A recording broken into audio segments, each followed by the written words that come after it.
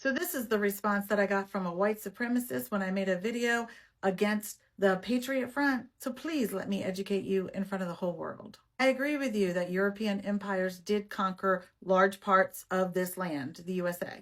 But that does not mean that modern white people own America forever. And Europeans did not build America by themselves. Side note, did you know that Black people were the original Homo sapiens? So does that mean they own all of humanity? You are trying to benefit from the barbaric behavior of your ancestors that you never met, as though their violence somehow gives you authority over people today. And that's where your insecurity shows, my friend. You didn't conquer anything. You didn't build the original colonies. You didn't fight those wars. You didn't create this country by yourself. Yet you are here publicly trying to borrow importance from the accomplishments and brutality of dead European men, because apparently you do not feel important enough based on your own work, character, or contribution to this world. A secure man does not need to claim ownership over an entire nation to feel valuable. He does not need Native Americans erased, Black people minimized, immigrants excluded,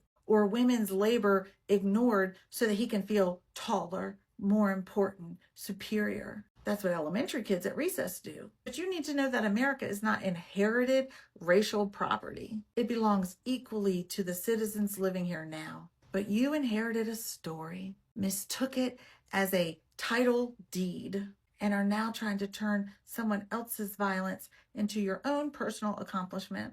That is not strength. You are trying to demand status while covering up a very fragile identity, and that is weakness. Do better.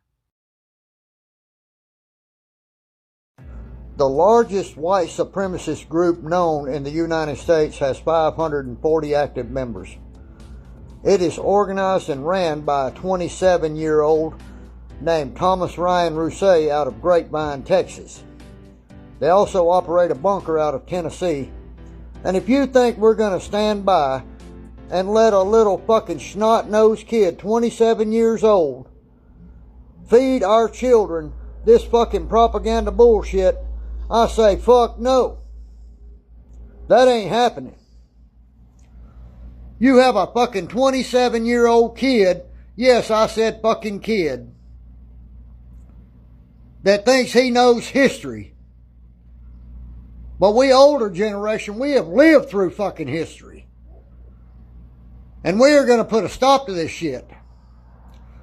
When you want to dismantle a building and destroy it, you don't start at the top. If you have a pile of bricks, you pull one of those bricks out of the bottom, it all fucking tumbles down. We have names, numbers, photos, pictures of homes of active members. They say they keep their membership list secretive.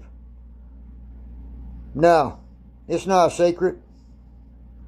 They're having financial trouble as well. They have already been ordered to pay $2.75 million through a federal court for civil lawsuits. Active members are complaining about the cost of membership and how they have to pay to keep Thomas Rousset up. So it's already having difficulties. We can crumble it. One member at a time. One organization at a time.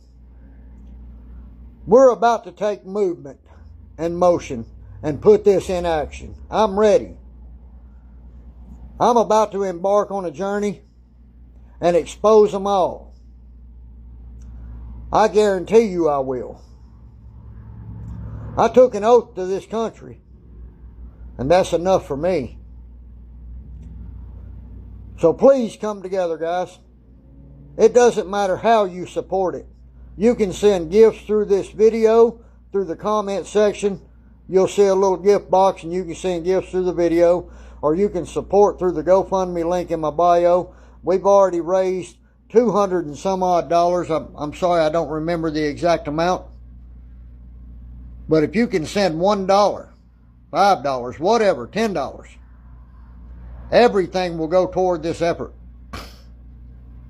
We are going to dismantle them one by one, starting today. We've got people standing by. I've already spoken with someone that is willing to give us a very, very good discount on printing. We're going to have posters, highway signs, and everything else printed up. We're going to expose these people. If they want to be known, we're going to make them fucking known. We're going to plaster their fucking neighborhoods and their communities with their name and faces and what they do. That's how we're going to start. But as for me, I'm going to expose each and every fucking one of you racist sons of bitches. And once we take down one organization, we move on to the next. We will not stand by and let a 27-year-old snot-nosed fucking kid poison the future of our children. Like I said, we've lived through the past. We've lived through history. This son of a bitch's greatest accomplishment was working on his high school newspaper. Come together now, guys. Please support the cause. Enough is enough. No more fucking talking. Now is action. I mean, imagine you go all around the world and smash up everything that other civilizations built, loot what they built, pillage, steal, even steal their ideas and their concepts and their philosophies. And then you sit on top of this mountain of stolen goods and declare yourself to be rich because of your own merit. And imagine telling this lie to your children, to your own children, to your grandchildren, generation after generation. How do you think that's going to go? You didn't invest in creating actual merit. You cheated, you lied, you stole, you brutalized. And then you tell your own people that everyone else in the world has nothing and you have everything because of how much better you are than everyone else. How long is that lie sustainable? I mean, these are people who actually have civilizations, who actually created and built and accomplished and didn't just pillage and plunder. And there's still those people today, even though you have oppressed them, there's still those same people. And you're still the way you are. I mean, a good example actually is African Americans. I don't know if you can think of a people who were more held back, more deprived, more sabotaged than African Americans. You took everything away from them and took them away from everything. They started in your country at less than zero, literally regarded and treated as subhuman, not allowed to learn to read or write or anything for hundreds of years. But you see, they come from a people of accomplishment to one degree or another, not a people of piracy and theft and appropriation. They come from a people who created and built and developed in their own countries, in their own land. And even though you did everything that you could possibly do to suppress them, to hold them down, to hold them back, and you're still doing that until today, nevertheless, I don't think anyone can dispute the fact that African Americans have become a global cultural superpower. And people like this, with a history like this, with a legacy like this, simply cannot be held back for any length of time by a people who do not have a similar history, people who have never actually invested in their own civilizational development. And that's the West. You're going to get left behind. You're going to get surpassed, and you are going to end up being nothing more than a footnote in history. These people have done a lot to the society. These people has made a lot of people feel very stupid. It is now something good to see that a lot of white folks are now coming into that realization as well and understanding what black people have been saying for a long time. You know, initially when black people were literally talking about this white supremacy, what whiteness is all about, and how they stand the chance to destroy America, a lot of people did not see any good reason. A lot of people were thinking that what black people were literally doing is because they want to do it in favor of themselves. But right now that they are seeing that it's not only hunger strike, it's not only disabled suffering, it's not only black people that are facing one or two difficulties in America, they have decided to start holding themselves accountable and they want to start talking. But anyways, I'll let the other clips I have roll out for you guys. Credit to the original creators of every single clips and stitches we have in our today's episode. Let me know as well what you think in the comment section, and I want to say a very big thank you to every single one of you liking, commenting, sharing, dropping super thanks, also joining my membership. I do not take you guys for granted. You guys are absolutely the best. With that being said, Let's roll out the clips. I'll be back with commentaries. Let's go watch, guys. Supremacists and white supremacy are the real criminals in this country. Now let that sink in. White supremacy and white supremacists are the real criminals in this country. Address all the white supremacy policies that you use to maintain white dominance over power and the wealth of this nation. Address those policies. And I would say, for example, the big ugly bill, they call it the big beautiful bill, does the very opposite of that. That's what I'm talking about. Just ride through a predominantly black community in your city and look at all the poverty. That's by design. That is by design. That is not because black people won't work or black people are unintelligent or black people have a propensity to commit crime. That's bull. That is by design. That is white supremacy. That is the result of the institutions, the systems, and all that is used, again, to dominate and control white power and white wealth. So let's really get to the bottom. I think Trump needs to go to the White House, Congress, the Supreme Court, some of those federal agencies that push white supremacy and cause the rest of the country, especially black people, to have to scrounge around and fight for crumbs that have fallen to the floor. And yeah, you control the resources in any community and keep those resources scarce, there's going to be crime. There's going to be fighting. There's going to be poverty that breeds all of that.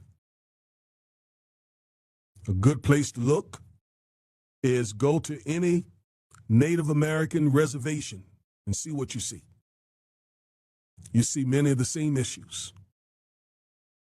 Or go over to Gaza and see how the way Israel controls the food and the resources going into Gaza. Look at how the people act to get their hands on food and resources. It is the power structure, the white supremacy power structure that is really at fault here, not black victims of those institutions and systems. Don't let these people gaslight you. White supremacy is in part motivated by a fear of death. White supremacists suspect on a deep level that there is not an afterlife, and that their racial identity, their skin color, is a source of legacy, and legacy is a proxy for immortality. So their anxiety about white replacement, white genocide, is a mortal fear, fear that they will not continue on after their death in some capacity. If the racial identity to which they've tied their own immortality ceases to exist, then they cease to exist. The men of the organization, they join and they have standards. You can join the organization eating poorly and being out of shape and maybe being lesser read and lesser traveled, but you can't stay that way. You know, because the organization has constantly a pressure to succeed, a pressure to be better, because that was the standard in American society. Yes. We had communities, whether you were in a church group, you're in a civil organization, you're in a union, you're in a fraternity, something. Everybody used to be connected, or just strong families. Our families have been decimated. So that pressure to succeed and be better, standards are missing. Everybody's atomized. Fought for a nation that was proud of its heritage, that was unashamed to say that America was built by and for the descendants of the European race, that was unafraid to say that we have a culture deeply steeped in the Anglo-Saxon traditions of our forebears. This happened yesterday. White nationalist group Patriot Front marching openly through downtown Kansas City, Missouri. Here's the part that we really can't ignore. These groups are feeling emboldened under Donald Trump's presidency. From Trump saying there are very fine people on both sides regarding the neo-Nazi gathering in Charlottesville in 2017, to retweeting a video of his supporters rallying in his name while shouting "White Power" in 2020, Trump's words sends a message, not of condemnation, but of permission. Patriot Front is a white nationalist group formed after Charlottesville.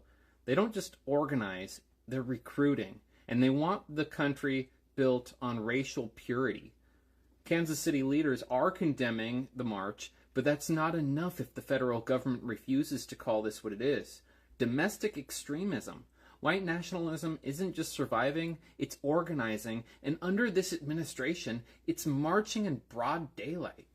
It's not shocking at all to see the people who are so quick to defend white supremacists are Christian. And am I saying every Christian is a white supremacist? No, but racism and American Christianity are like this. So when we are talking about criticizing religion, race always has to be a part of it, especially when we're talking about the United States, because it is impacting literally everything. And if you are denying that, you are either in one of these groups, defending one of these groups, or in denial and don't know the history about it in the United States. Evangelicalism has always been so intertwined with white supremacy, and if you don't know what I'm talking about, go look up the reaction from evangelicals when they tried to desegregate public schools. It's always been there. So when you're seeing somebody in comment sections being racist or quick to defend white supremacists, and they have a little cross by their username, or they have a little cross in their bio, like a ton of the people in my comment sections being so angry that I criticize white supremacists, this isn't a coincidence. They are attracted to Christianity for very real reasons. And if you are a Christian and you are denying that, you are part of the problem. So yeah, none of this should shock anybody,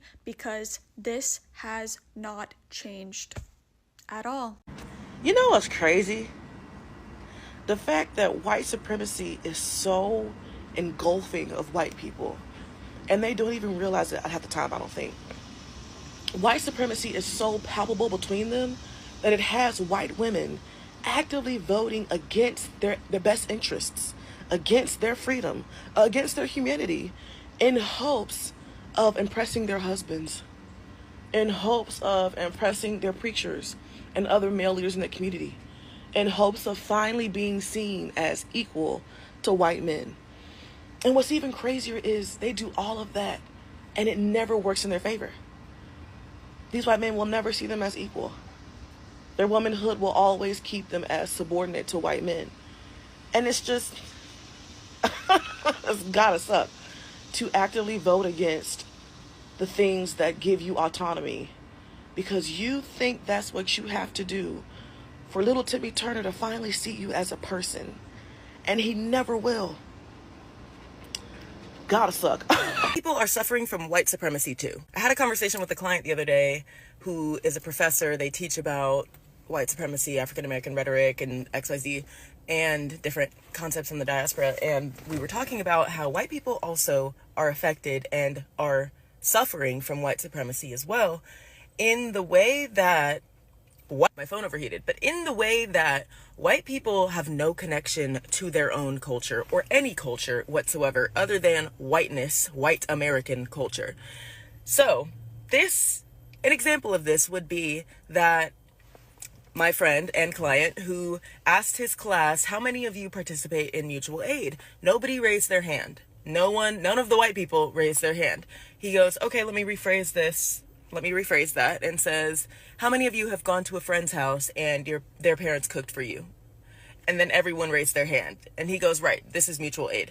The way that white people have had to come up with a word for community, aka mutual aid, shows that they are suffering from white supremacy as well. While they think they're benefiting, you're actually not allowed to participate in things that would be beneficial to you because of white supremacy. And it's made to seem like Black and brown people are the only people who participate in these things or who would benefit from these things. We, as POC people, we've always known and always participated in mutual aid or community because that's how we thrive. And we are not just self-focused, we're community-focused, community-oriented. And so the things we do are not just for ourselves, they're to benefit our community, because that's how it's always been in our cultures. And while white people for so long have tried to strip us of our culture, we still have roots that tie us to our ancestors and our culture and these different practices that have been around long before we've ever existed. And if white supremacy didn't exist or wasn't so prevalent, white people would be allowed to connect to their culture as well. But they've been so brainwashed into believing that having culture or allowing black and brown people to participate in their culture is a threat to them, and that when we engage in culture, it's part of our culture to be violent or oppressive. But really, that's white supremacy culture. That's what y'all created. It's not in our culture to overtake others and be violent unnecessarily and hateful and oppressive. That's just not in us. Our cultures are uplifting and bring community together. We dance, we sing, we create, we craft, we tell stories. That's our culture, and that's many of y'all's culture. But you refuse to see, white people refuse to see it that way. And so really, white people are keeping themselves in this vicious cycle of disconnection, of violence, and then want to be like, well, slavery was 300 years ago, like, why don't you just forget about it? No, like, you're still keeping that shit going, and it's actually having negative impacts on white people. If you go back and you look at the origins of American racism, you'll see that it has never served the interest of white people. Like, it's paradoxical that in order for the Southern social structure of planter, poor white, slave to even exist, it required an indifference of poor white people to the suffering of black people under the institution of slavery, while that same institution deliberately excluded them from the economic and political process. Let me make it clear that being born a white man in the South didn't mean you would accomplish shit. You had to own property if you wanted to vote in order to hold office. And how were you ever going to acquire property if no one was ever going to pay you? Because why would I pay you when I got slaves? Slaves that ultimately it's your indifference that allows me to have. Hell, it wasn't until the Civil War that every state affirmed that just being born a basic white man meant that you had the right to vote. And I suppose they had to whenever they got ready to send the massive poor whites off to war. It's like, hey, bro, go fight this war, and when you get back, I'll let you vote for me. Like, it's a myth that the South couldn't build factories, bro. The South had the access to capital. They could have built factories and rivaled the North in manufacturing industry, but there's a problem with that. One is that the indifference of white people is built on the propaganda and the belief that God made black people to be inferior to white people. But that kind of goes out the window the moment you have a factory that's being operated wholly by slaves doing skilled trade work. So if I'm a planter and I'm considering building a factory, and I understand that I can't operate my factory with slaves due to the constraints of the racist ideology that I've employed across the South, that means that I've got to employ white people, which brings me to my second problem. If I'm going to be hiring white people, I'm going to have to pay them. And if I pay them, that means that they might have the ability to acquire property. Property being the minimum threshold for voting. You might start voting in a way that I don't want you to. I'm also going to have to educate you to a degree in order to have competent people to run the factory. At a bare minimum, I have to address the illiteracy in the South. So you mean I got to pay you and I got to teach you how to read? You're going to be able to vote and you're going to be educated? At that point, you pose a very real threat to me as the ruling class in this delicate social and political balance that I've created that benefits only me. In the interest of maintaining control on this delicate system that they had built, they decided against educating the masses. They decided against building factories and creating upwards economic mobility for the poor whites. Are you drawing any parallels between what happened in the early 1800s, mid 1800s, and what has happened today with the demise of manufacturing, the degradation of education, the elimination of voting rights? Are you starting to see a pattern? I say all of that to bring it back to his point. He's right. Racism has always existed as a functional tool for classism. It has always served to keep the ruling class protected from us ever meaningfully organizing and challenging them on anything. It has always existed to keep us economically and politically destitute. It has always existed to keep you exactly where you are. White supremacy relies on having an uneducated population, and that is exactly what Trump's administration in the White House is creating today. Anti-intellectualism isn't just concerning because individuals don't know how to read or write at a high level. It's concerning because they don't know how to recognize patterns that are happening in society. They don't want you to recognize the historic danger of banning books or realize that in 2023 alone, more than 3,000 books were banned, mostly about sexuality, race, and gender. They don't want you to recognize that erasing history is dangerous, like how Florida changed slavery to involuntary relocation, or that the GI Bill that built the American middle class, including my family, excluded black veterans. Why? Because if you understood the way that racism is built into the foundation of this country, you would demand change. You would have to if you have any sort of conscience. From education to housing to policing, go back 30, 50, 70, 90 years and the pattern is all there. White supremacy needs you to be uneducated and complacent in your current status. So what is the most radical thing that you can do today, especially as a white person?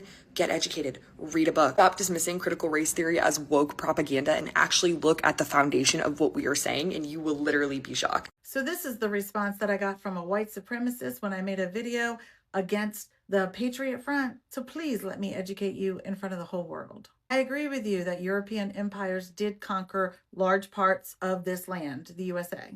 But that does not mean that modern white people own America forever. And Europeans did not build America by themselves. Side note, did you know that Black people were the original Homo sapiens? So does that mean they own all of humanity? You are trying to benefit from the barbaric behavior of your ancestors that you never met, as though their violence somehow gives you authority over people today. And that's where your insecurity shows, my friend. You didn't conquer anything. You didn't build the original colonies. You didn't fight those wars. You didn't create this country by yourself. Yet you are here publicly trying to borrow importance from the accomplishments and brutality of dead European men, because apparently you do not feel important enough based on your own work, character, or contribution to this world. A secure man does not need to claim ownership over an entire nation to feel valuable. He does not need Native Americans erased, Black people minimized, immigrants excluded, or women's labor ignored so that he can feel taller, more important, superior. That's what elementary kids at recess do. But you need to know that America is not inherited racial property. It belongs equally to the citizens living here now. But you inherited a story, mistook it as a title deed, and are now trying to turn someone else's violence into your own personal accomplishment. That is not strength. You are trying to demand status while covering up a very fragile identity, and that is weakness. Do better. The belief that white people are inherently superior and should hold dominant society, political, or economic power has held serious consequences in American history. 1. Racial inequality. It has historically justified unequal treatment on Black Americans, Indigenous people, Asian Americans, Latinos, and other minority groups. Examples include slavery, segregation, discrimination, immigration law, and unequal access of institution. Economic inequality, where policies such as slavery, discrimination, housing practices, and employment discrimination prevent many Black Americans and other minorities from accumulating wealth. The effects can persist across generations because wealth and properties can be passed from parents to children. Housing segregation, where practices such as redlining and racial restrictive contributed to segregated neighborhoods. Because home ownership is a major source of American household wealth, unequal access to housing opportunities has long-term economic consequences. Unequal education, segregated schools historically provide Black children with fewer resources. Even after legal segregation ended, residential segregation and difference in local funding continue to contribute educational disparity in many communities. Political exclusion, where white supremacy was used to justify voter suppression and disenfranchisement, particularly against Black Americans after Reconstruction. Poll tax, literacy tests, intimidation, and other measures prevent many citizens from participating fully in democracy. Violence and racial instability, where white supremacy organizations and movements have used terrorism, lynching, intimidation, and political violence. This creates fear and undermines social trust and democratic institutions. Waste human potential, where when people face discrimination because of race, society can lose talented scientists, entrepreneurs, artists, workers, and leaders who might otherwise contribute fully. Excluding people from opportunities ultimately reduce the country's overall potential.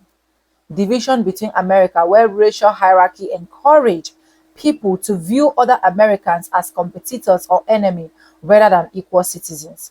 This can deepen politically and social polarization.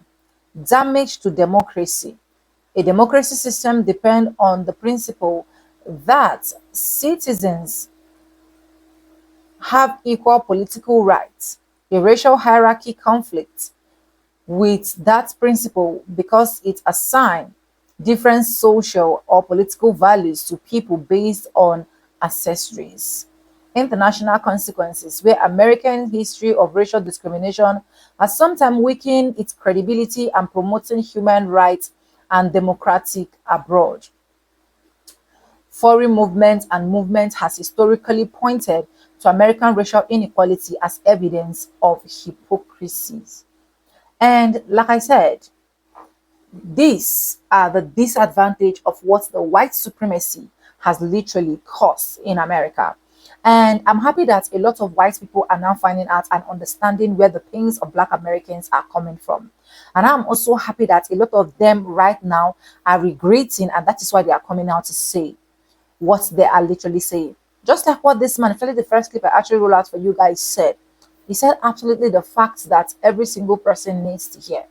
You know, one of the problems that America has literally have all of this why is if when Black people were literally talking, a lot of people were listening, concurring, and then understanding the problem where Black people actually wanted to save, a lot of things would have been easier. But let me know what you think in the comment section. Credit to the original creators of every single clips and stitches we have in our today's episode. I want to say a very big thank you to every single one of you. Liking, commenting, sharing, dropping super thanks, joining my membership. I do not take you guys for granted. You guys are absolutely the best. And yes, guys, with that being said, with no further ado, I do like I always say in my videos, I'm going to be saying bye, and I'll see you guys in my next one. For now, bye guys. I love you guys. Mwah.